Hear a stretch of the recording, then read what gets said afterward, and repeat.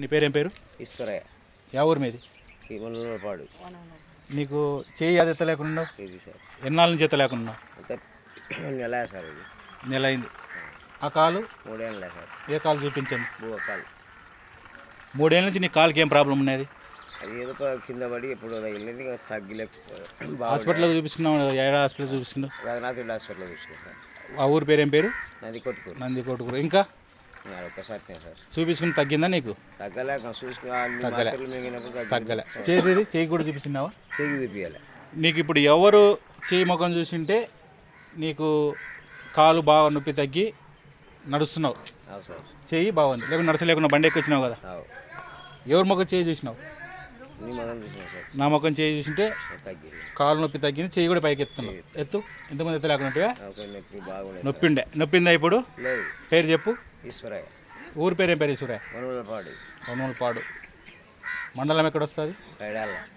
మన జిల్లా కర్నూలు. యేసుప్రభుకు నమస్కారం చెప్పు. యేసుప్రభే నీకు బాగా చేసింది. సరే సార్. చేతులు చెప్పండి. యేసుప్రభుకు నమస్కారం. యేసుప్రభు నమస్కారం చెప్పండి. యేసుప్రభుకు నమస్కారం.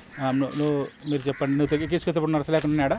నడుచుకోలేకుండా. ఏం పేరు నీ పేరు? నా పేరు తిక్కసాని సార్. బైక్ ఎక్కించుకొచ్చినావు కదా అయినా అవును సార్. నడచలేకుండా ఉండేవా అప్పుడు నువ్వు?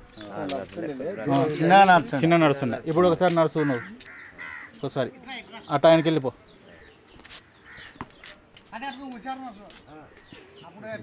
చక్కగా నడుస్తున్నా. కాలు కూడా లొడొచ్చలేదు. అట్టి తట్టుకోలేక చక్కగా నడుస్తున్నట్టు. ఏం పేరు? ఆయన పేరు ఈశ్వరయ్య.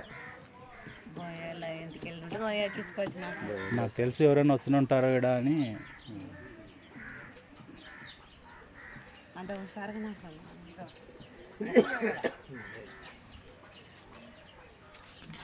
పేరు చెప్పండి.